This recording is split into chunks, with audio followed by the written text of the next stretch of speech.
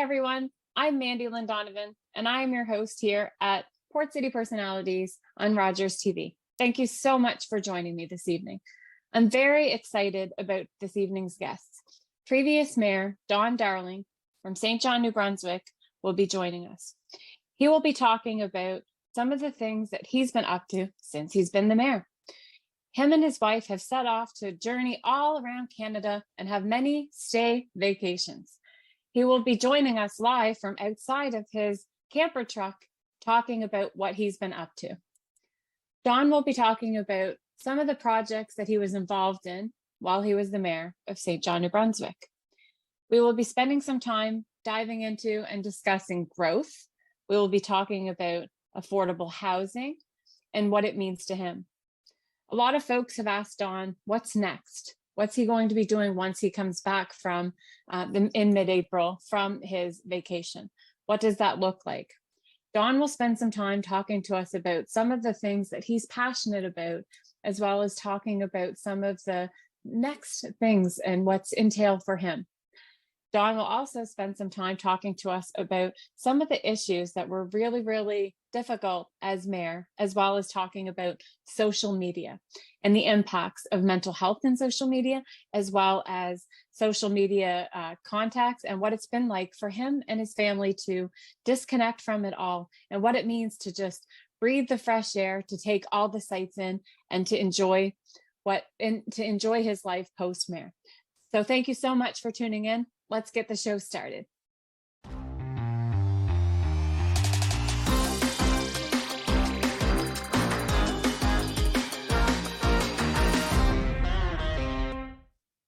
All right, and how's everything going for you today, Don Darling? Well, everything is fantastic. We're in Charleston, South Carolina. Absolutely amazing city. We arrived here yesterday. We know how old and historic St. John is. Charleston is about 100 years older than St. John. So so we're completing our North American tour, except there's been no music involved. And so talk me through so let's start off with, for the folks listening. So you stopped, you finished, you completed your term as mayor, and then what? And how did this come about? Because you have so many fans following you with the whole endeavor. Yeah, thanks. So with COVID, my term as mayor had been extended, of course. So we finished in June of 2021. But if we back up a bit into March of 2020, and most people I hope can relate to, COVID threw us on our heads. Our world was shaken up, our homes, our work, our lives, and what that created or presented as an opportunity for Patty and I was to have a conversation about what mattered to us. And we had already been talking about, what if we went on this grand adventure, and it's not a midlife crisis, it's a midlife opportunity to re-examine the types of things we do, what we worry about, don't worry about, where we put our energy. And so those conversations, Mandy-Lynn, grew. And, COVID, it really made us reflect on what was important to us. And, the 5 years as mayor was, both a very rewarding time and a very challenging time. So the thought of a break was something that was pretty appealing to both of us. And, our plans just kept coming together. And, one day we said, you can see our rolling home behind us. One day we went and we put a deposit down and we ordered it. And we said, you know what, we're going for it. We're leaving. So it grew over a period of, a few years. COVID put the icing on the cake, and we decided to take off, and we can share more with you and your listeners about that. I mean, getting out of town and packing up, and it was just complete chaos. So this life on the road has been a wonderful adventure, but I would never tell your listeners that it's all rosy, because nothing in life is all roses. So anyway, COVID motivated us, I think, to throw caution to the wind and pack up and go on a North American tour. And when did you leave? Yeah, so we left St. John on September the 19th.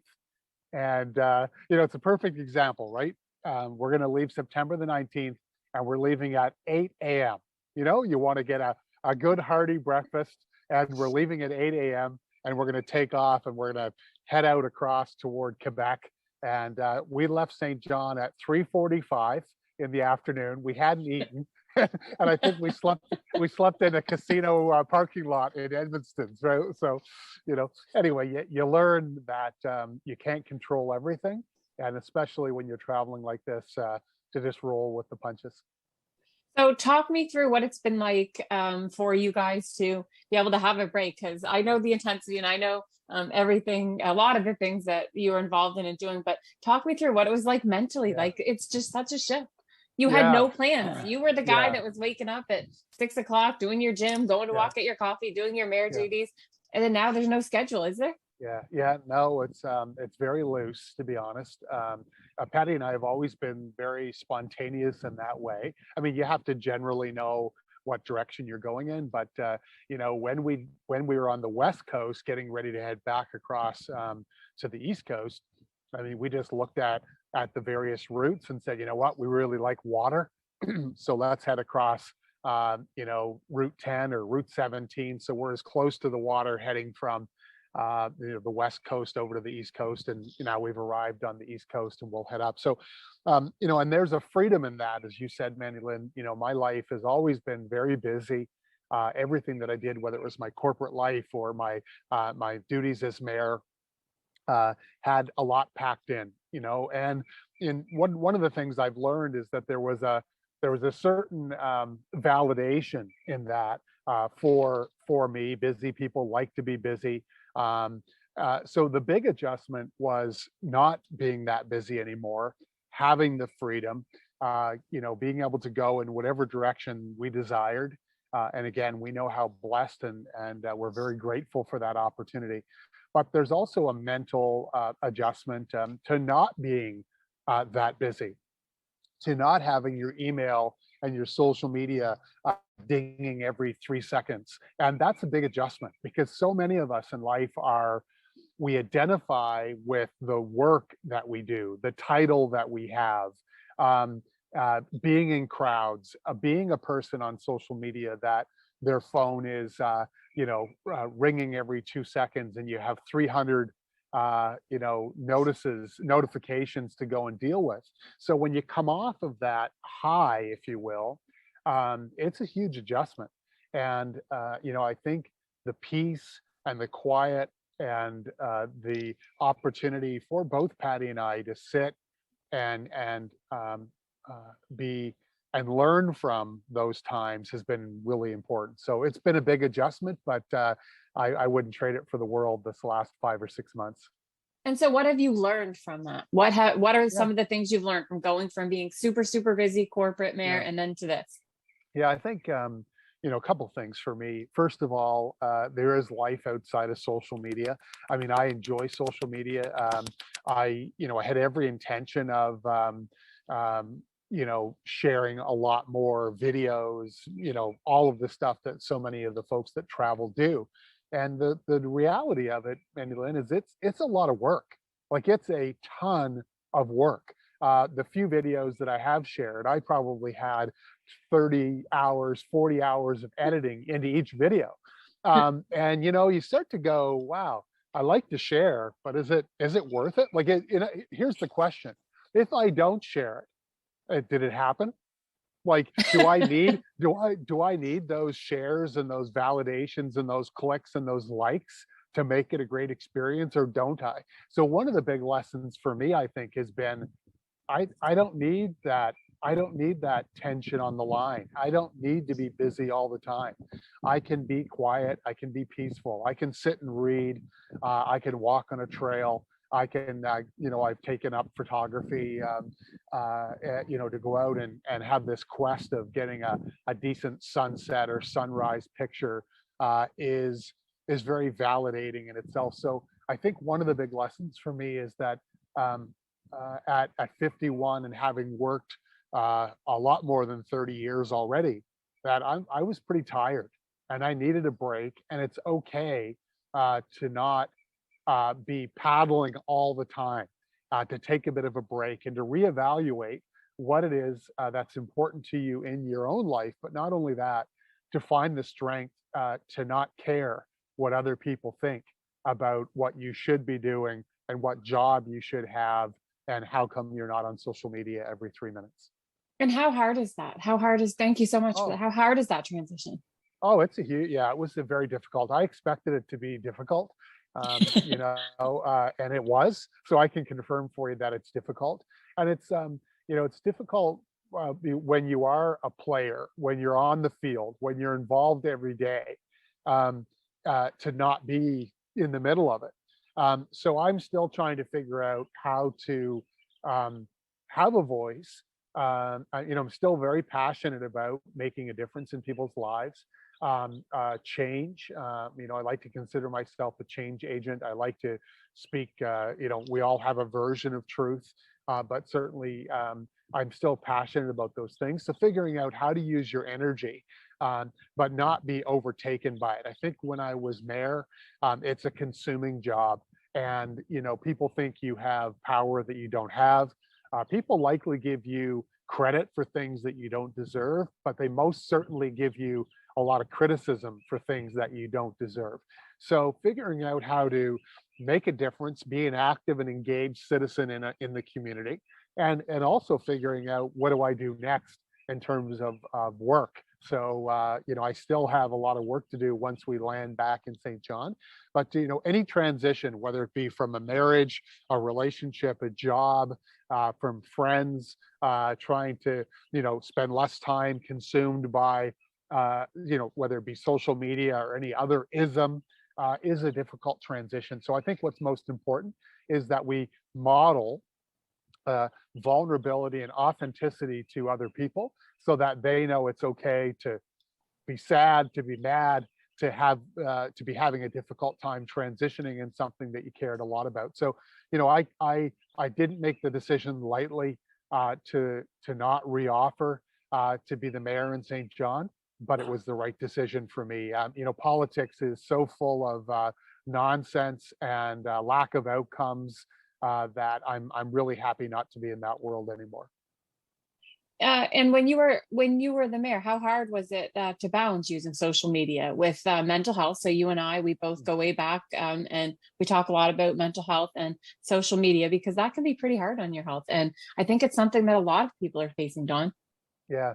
Well, social media can be a cesspool. It's anonymous accounts, angry keyboard warriors. Now we've got bots and all kinds of other things going on. We have people weaponizing information and misinformation to make people very angry.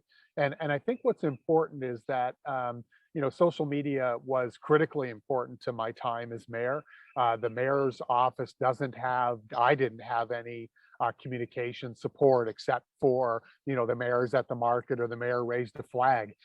That's important, but that's not going to change a community, whether it be St. John or Toronto or Charleston, South Carolina. What's going to change a community is having a plan and having a vision for the future and having goals and objectives and a strategy and taking action and being focused on outcomes. And that's quite foreign when it comes to politics. So social media, I had to use social media to engage. Well, first of all, it's our responsibility to engage with people in the community. So that was going to be the tool, but also to educate the community, Mandy-Lynn, so that we could have an informed conversation. It wasn't about always agreeing with me, but if we're going to debate it, let's debate the facts. Let's debate the financial facts. Let's debate the facts about our future, about tax reform and the things that we needed for St. John that still haven't been delivered, by the way. So social media was critically important, but it was wonderfully ugly because social media has, I think, been a place for many to really spill out their frustration and their fear and their anger. And I want to make sure that I acknowledge and for what it's worth, who am I? I'm one person, but I understand people's fear and anger and acknowledgement, and I want to acknowledge that. Sorry, today is the International Day for the Elimination of Racial Discrimination, and we've just done a tour through Alabama, through Montgomery, Alabama, the epicenter of the civil rights movement, and I think it's important to acknowledge the deep rooted frustration and fear and the imbalance that exists in our communities so that we can find a way to move forward. So anyway, social media is important, but we have to find some balance in it because there's no balance right now. Absolutely. Thank you so much for that. And I guess my next question is, when you and I first met, it was when you were running for mayor. And one of the things that we talked about was you being a citizen, wanting to make a difference, feeling the need and the passion and the desire to do that. Now, post mayor, do you feel like, number one, a couple of questions, do you feel like you've done what you wanted to do? And do you feel like you've made the impact that you felt you could make? Does that make sense? Yeah, those are excellent questions. Yeah, I'm very proud of my time as mayor for a number of reasons. I think meeting you is a great example of that. You know, being yourself, living your values, being a joy-filled, authentic, vulnerable, passionate leader, and never forgetting that it is the citizens of the city or other people and their stories that motivate a person like me to make that difference in the first place. So always being a human being, always remembering that each of us have a story. What happened to us is our unique DNA. You have that answer. I have that answer. We all have that answer. Every listener to this show is going to have that answer. So when I look back at my time as mayor, I worked at the job in the role with passion. I led with my values. I tried to engage in the community in every way possible. I treated the job very seriously, advocating for the kind of change that we needed to make a difference for the citizens of St. John. We redefined growth, and we're seeing some of the fruits of that work today in terms of growing the population for the first time in decades, having more housing being developed and seeing more growth from that perspective, focusing on our fiscal health and dealing with the challenges of the $10 million deficit, putting fiscal plans in place, and really defining from the provincial government you know, the types of changes that we need with tax reform and other changes. So, you know, all of that sounds nice. It sounds kind of like a political answer, but I'm super proud of the work that I did. I gave it my all. Every day that I worked, I went there, never forgetting that I served the citizens of the city. But the politics is overwhelming. The nonsense that comes from being in politics is that can be exhausting. So that part, there's some regrets, and it's, you know, it's I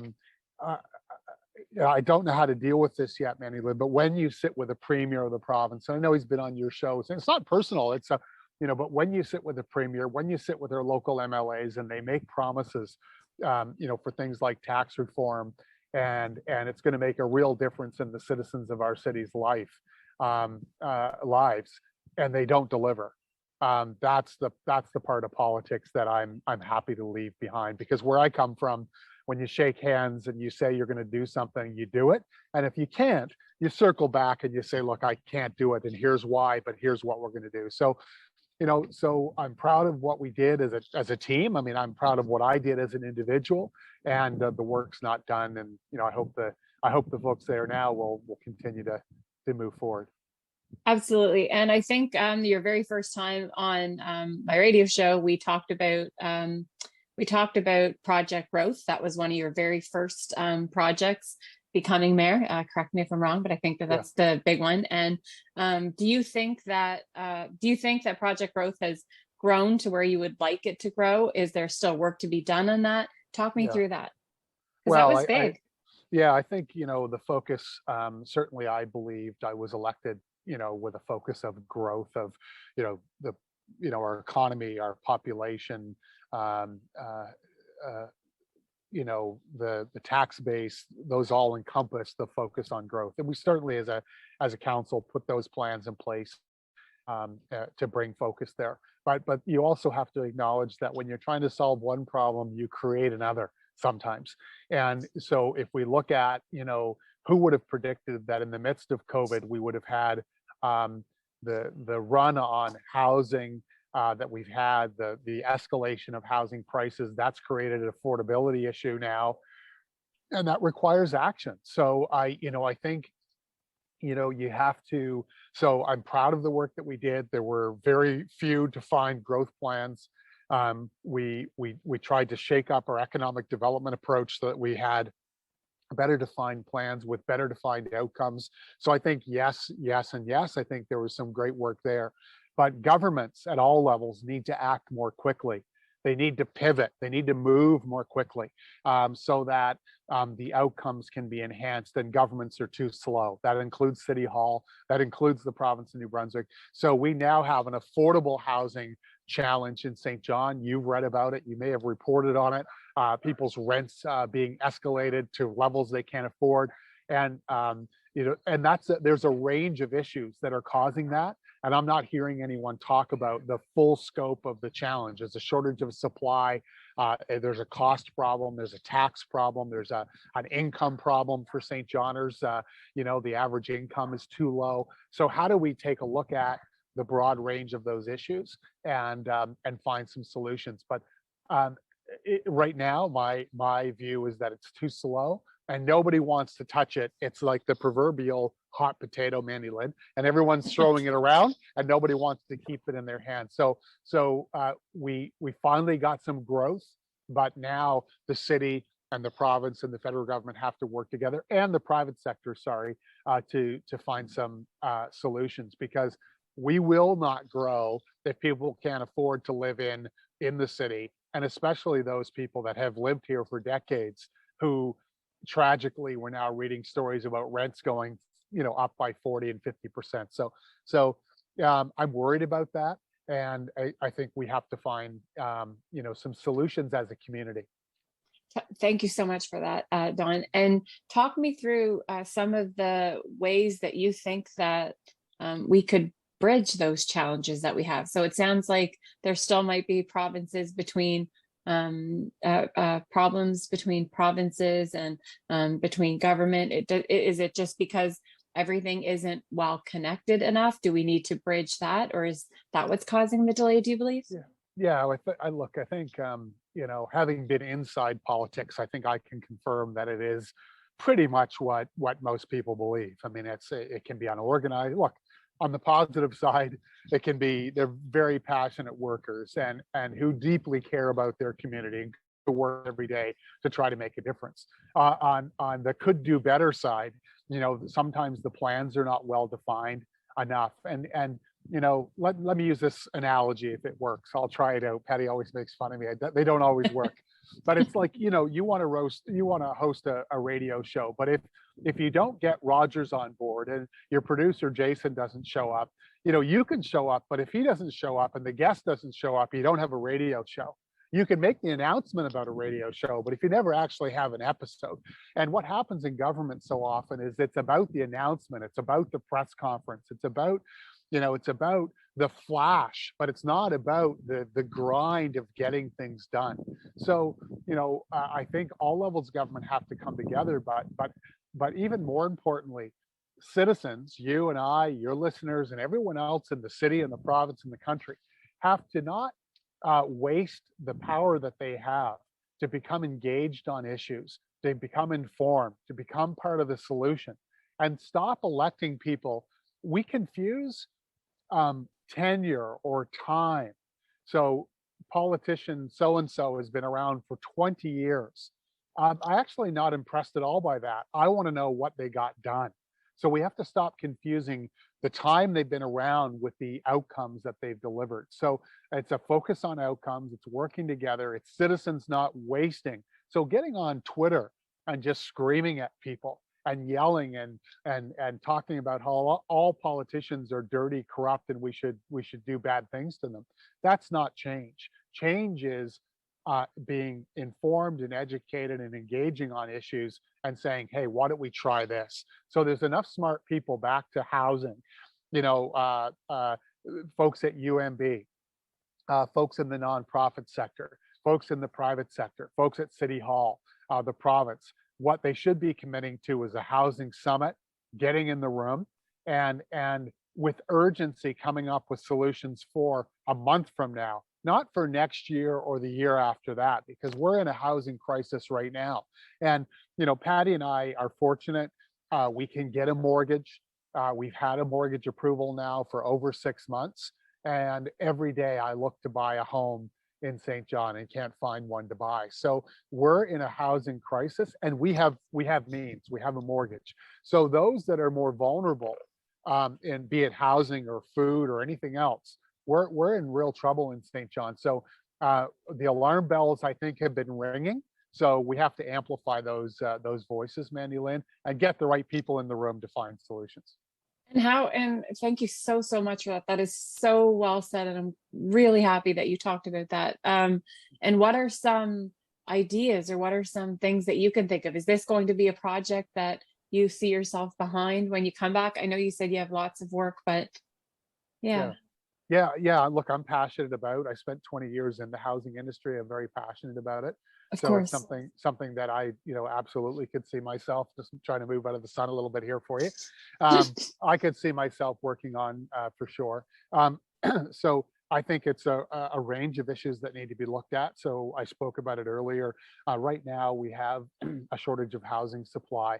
So we have to look at and work with the private sector to see how we can get a new. So that's things like bylaws.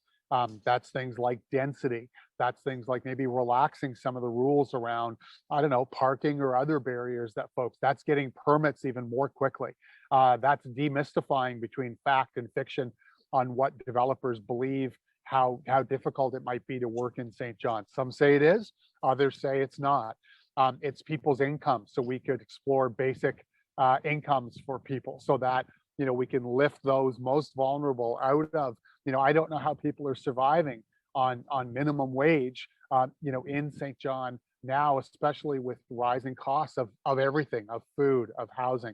So we have to explore new programs around people's incomes, and then over time, look at improving the overall economy so that more people do well. We have to And look at taxation. Sorry, Mandy-Lynn, go ahead. no. And can we do that through offering more affordable housing, do you think? So to Well, build on what you said. yeah, I mean, it's part of it. I mean, the thing is, I remember having a conversation one day with someone when I was still mayor, and they were very frustrated. And I said, "Okay, fine, just tell me, what can we do?" And they said, "We need an unlimited supply of $500 a month apartments." And that is one of the answers. We could have an unlimited supply of affordable, but the problem now that people lose sight of is costs have risen. So the same apartment building that used to cost, $70,000 per apartment to build now costs $150,000 per apartment. And I don't want to get so granular here, but we have to work on people's incomes to get their incomes up. How do you do that? You improve the economy, you make space for more people to participate, you work on education programs, we pilot at the very least a basic income for people. We look at the social development rules, and I know there's been some relaxation of people who can now cohabitate living on social assistance. So we have to look at all the rules, all the things that we do in every category, and we have to make some change. Taxation is huge. That's why, again, when the province promised to make changes to the taxation system by 2022, and now they're saying that's not going to happen, that matters. And we're not going to be able to deliver more affordable housing, or the level of housing that we need, if we don't make those kinds of changes. So it's broad, and there's a lot there. Here's the point, I guess, to finish maybe on this one. There are absolutely solutions, Mandy-Lynn. We don't have to reinvent anything. All we have to do is look at other progressive communities that have already put solutions in place and copy it and do it here. So what's standing in the way right now is the political will and the resources to put the money in the right categories to make a difference in our community. Thank you so much. And do we have money, do you think, for that? Or do we have enough resources? Or is there a way that we can access that as a city? Well, absolutely. We have resources. You have money, and you make choices every day where you spend yours. I have money, and I spend it in ways. Some of those are feel good ways. Some of them are a complete waste of money, and others are very meaningful. So, the the city of St. John, the province, and the federal government have budgets, and I think where they spend their money, and it's not easy, by the way. I'm not suggesting it's easy, but where they spend their money absolutely tells the community what they care about. So, the city of St. John spends very little money on transit, for example. And that's a problem. And it was a problem when I was there. The city of St. John spends very little money on recreation.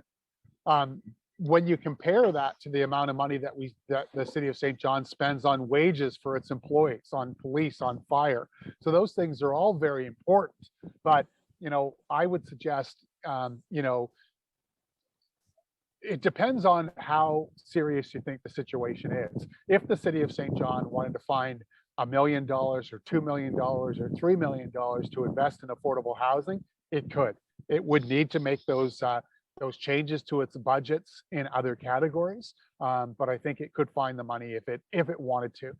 It will be tough, but I think one of the things that I've learned, Mandy-Lynn, on our tour is that one of the social issues or challenges that has bound together almost every stop we've made, and there's been many across North America, is social issues like homelessness, food insecurity, and you see it, and it's heartbreaking, and it's extreme. Cities like San Francisco and other places, it was extreme.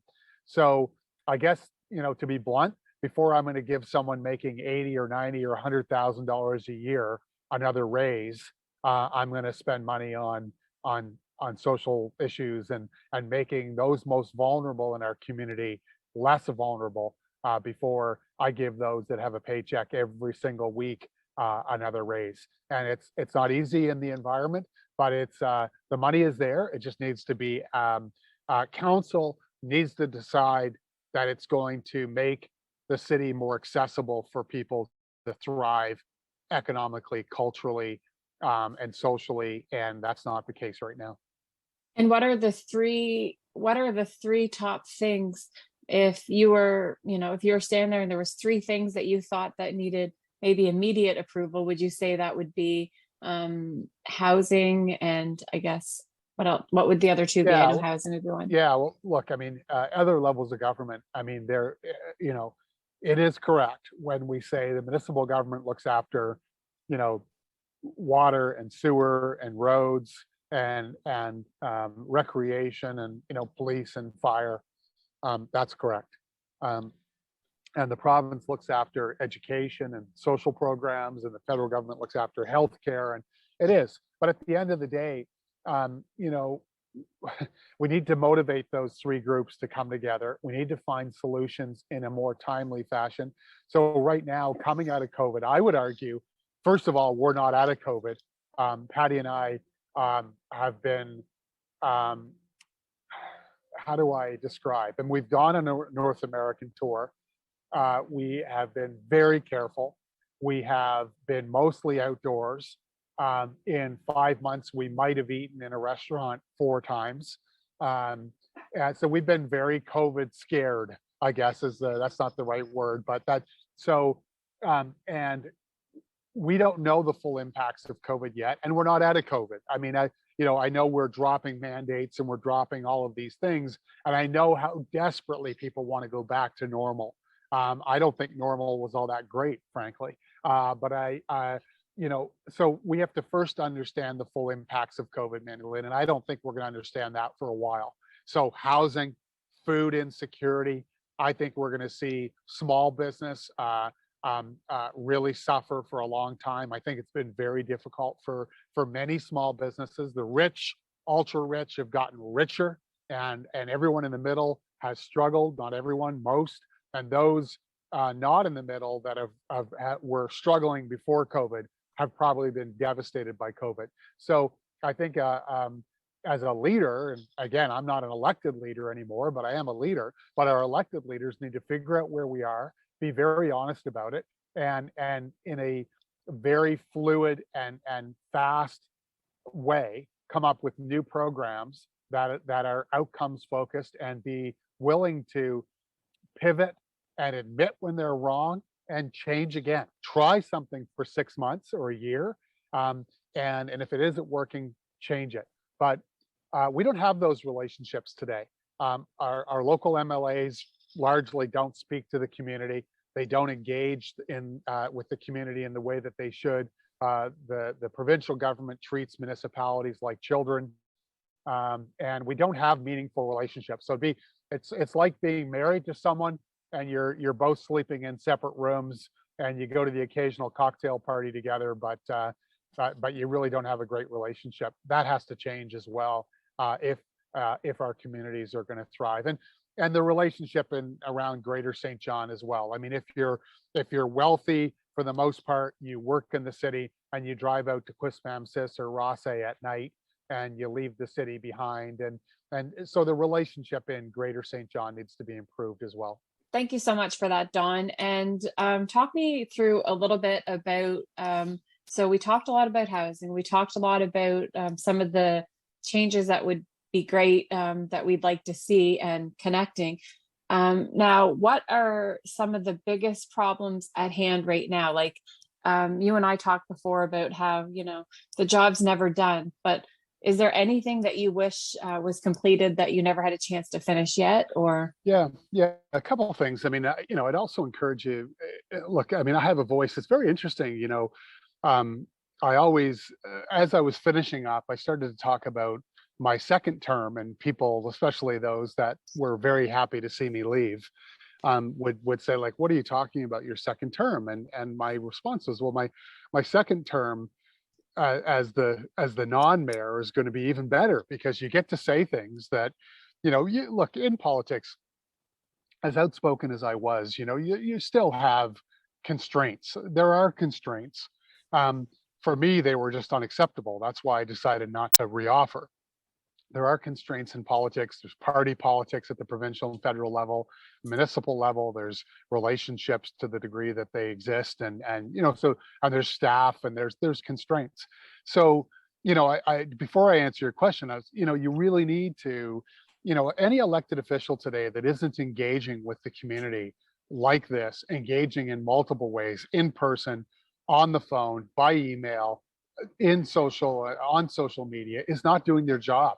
Like the old school politics of getting elected, only seeing elected officials every 4 years when it's election time, should be rejected by your listeners.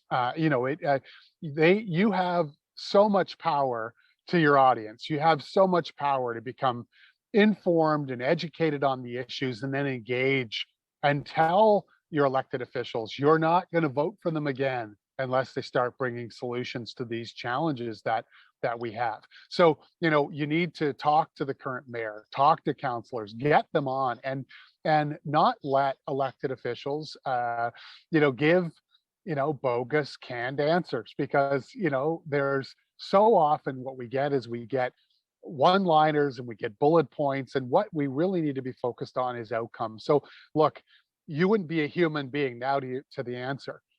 I don't think a good leader in the world who doesn't self-reflect and think about do better and regret and what would you have changed, is so of course there's all kinds of things.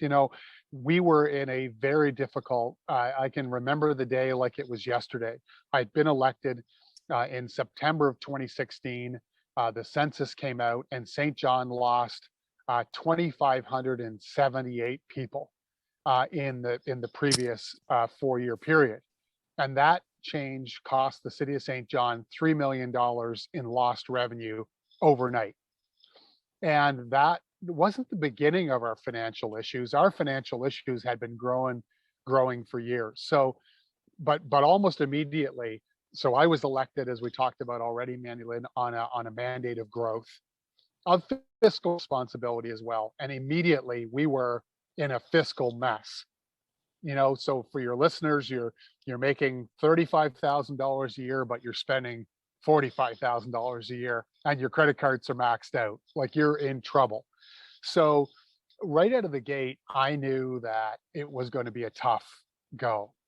So I know that the unions in the city of St. John, some people believed especially union leadership. They wanted to position me as anti-union. Absolutely not true. Unions were put in place to protect workers' rights, to pay a fair wage, to keep people safe. I support all aspects of what unions were put in place for. But I had to take a very tough position publicly to share with people where we stood, that I didn't believe we could continue to pay the kinds of wages, the kind of wage escalation, a very tough stance on our fiscal situation, very public stance, because frankly, I didn't believe City Hall was doing that at all. Most of the big issues and barriers that the city faced, the city did not share with its citizens. So not regret, but certainly you wish that there was another way to have those conversations that, that didn't become, so controversial for some. But I need to make sure that I acknowledge as well the many hundreds, if not thousands, of notes that I received from citizens saying, thank you for having these conversations, because people have not had them before. And then, the pace of change, Mandy-Lynn, at City Hall is too slow. So I would be told, yes, Mayor, we'll get that done. We'll get that affordable housing plan done. We'll get a strategic plan done. We'll get a labor relations strategy done. And it just would never happen. So I don't know necessarily how you change that overnight, but council needs to take a much more proactive role, staying at a governance level, and a much more proactive role. So I guess I'd finish your question with this. If I ask myself the question, did you do your best? Did you work to serve the citizens of the city? Were you honest? Did you live your values? The answer to all those questions is yes. So I haven't spent a lot of time. I get frustrated because I'm passionate by some of those projects that were delayed, but I don't spend a lot of time sleepless nights over it, because I did my best. Absolutely. And thank you so much for that answer. And my next question, leaning into, we talked about growth. We talked a lot about St. John and growth, and about the impact, and about some of the initiatives. But I want to talk a little bit about growth in you, because same thing. When you and I met, I think when I started university, working full time, going to university with the kids and stuff. And one of the things that we talked about was, I don't know, I think like 2 or 3 years after you knew me, then you noted how much I changed, and then how much I grew myself, and within the community, within the university, as a mother, as a communitarian. And one of the things that you'd said to me was, you said, well, if you go to university and you didn't come out different from university, or you didn't change from university, then why the heck did you go to university? And I guess I want to give that back to you on being the mayor. And are you the same person as the guy that was going banging door to door, asking for a vote, if they were worth your time, if you were worth their time? Yeah, well, thanks. It's a great question. No, I mean, you can't be the same person. I was deeply impacted by the role. I remember doing a press conference near the end of my term, and I was trying to encourage, citizens to get really engaged in the election. And that's something I'm still very passionate about. And one of the reporters asked me, what was the toughest aspect of the job? And I choked up, like I knew, like my throat went, and it was one of those moments. And because of the way that I engaged with the community, Mandy-Lynn, I received notes from people. I'm humbled by it, because I think I built a trust with the community, and people would send me notes on mental health distress. People would send me notes on housing distress. People would send me notes on relationship issues, and pour their hearts out to me. And it was so difficult to realize that the minute I received that note, other than being compassionate, so it's not, I'm almost refuting my own answer. Let me answer and then I'll refute it. I knew that the minute I received that note, there was almost nothing I could do for them. And it was heartbreaking.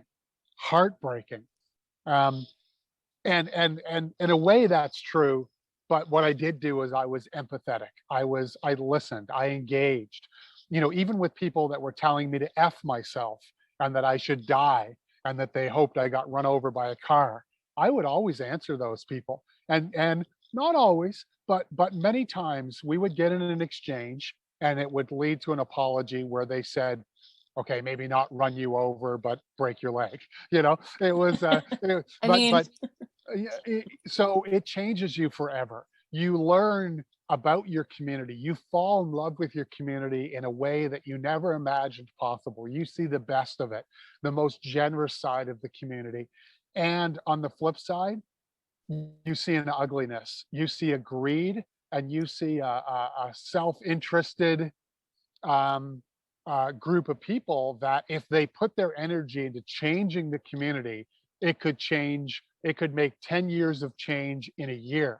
So the trick of everything that I experienced is to come out the other side and not let it turn you into someone negative and so hurt.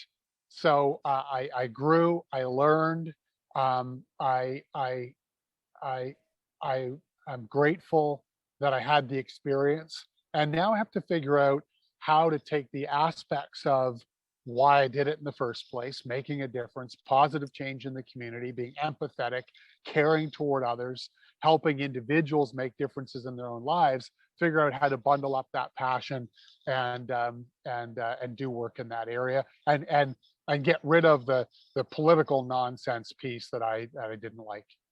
absolutely. Thank you so much for that, Mayor Don Darling. And some of the next questions coming up that I have for you are from folks that want to know what's up with you. Oh, So let's oh, start with let's start with the first one.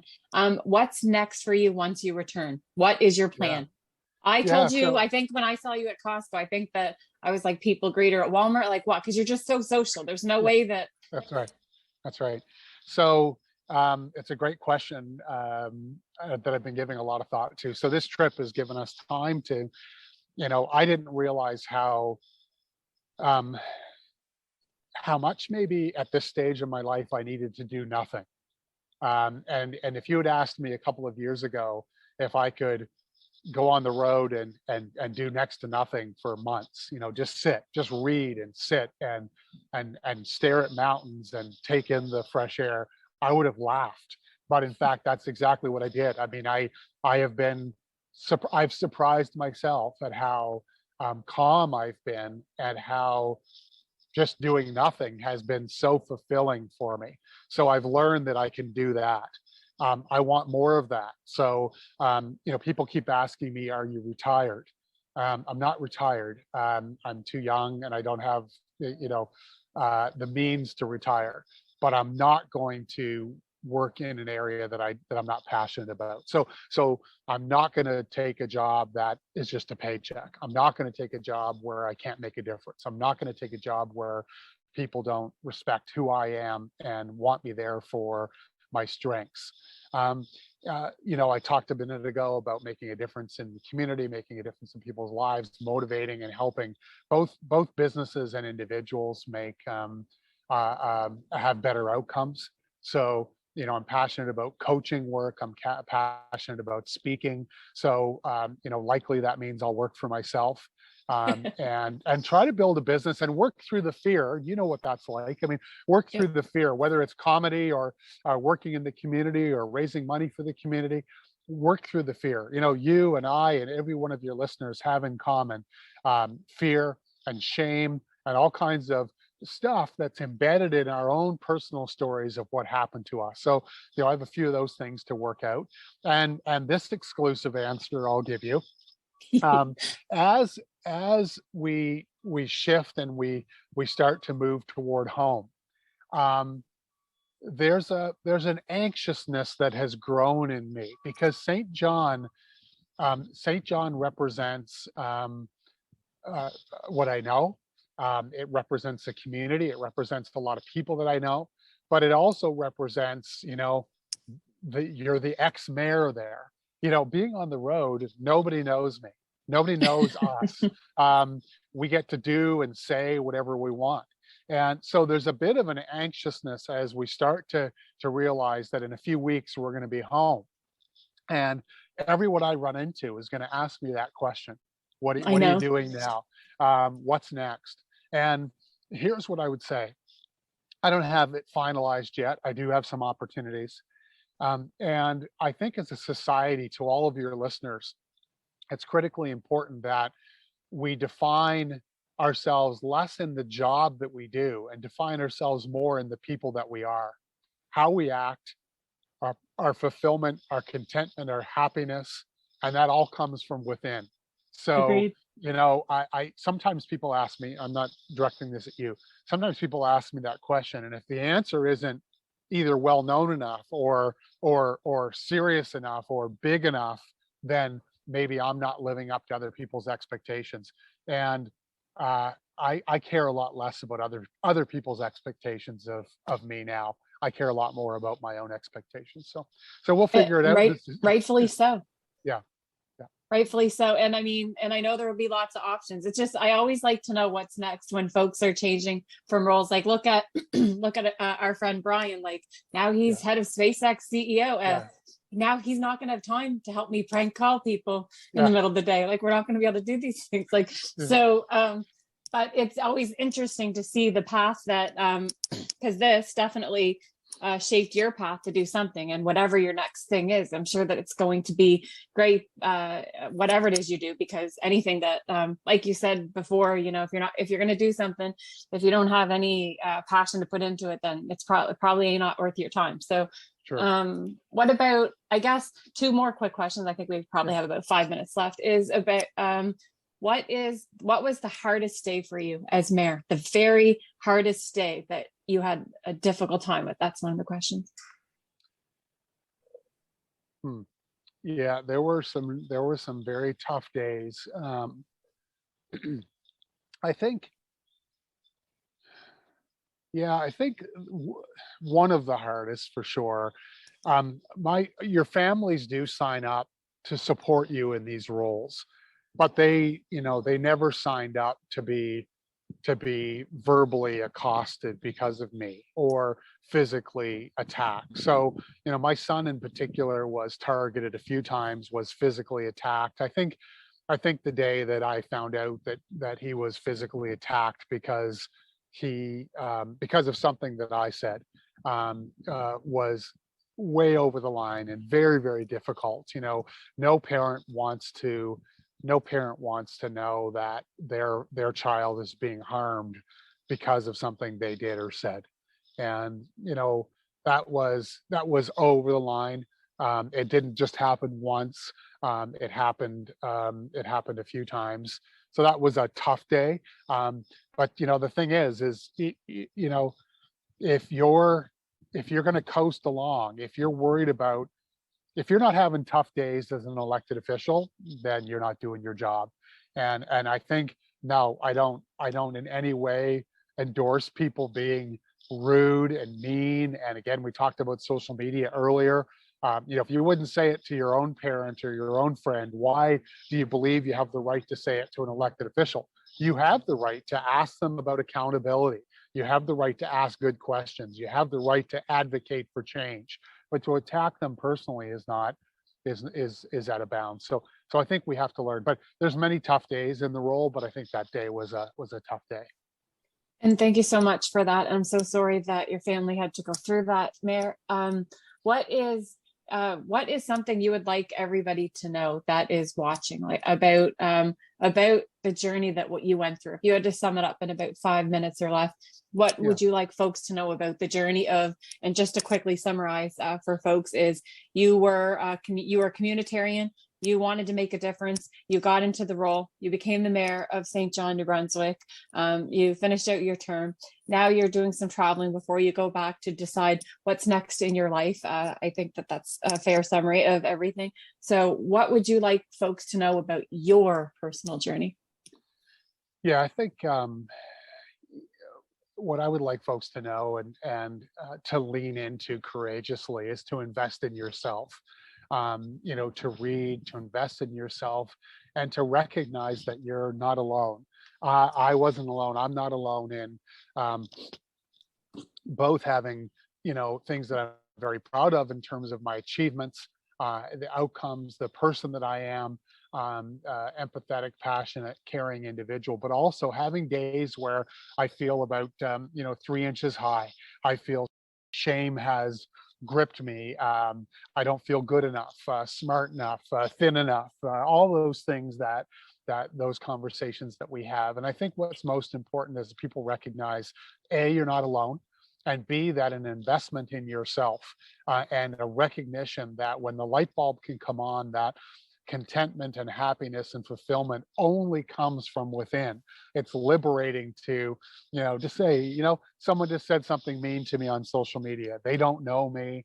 A friend didn't show up to a coffee meeting. Well, they must have gotten, tied up.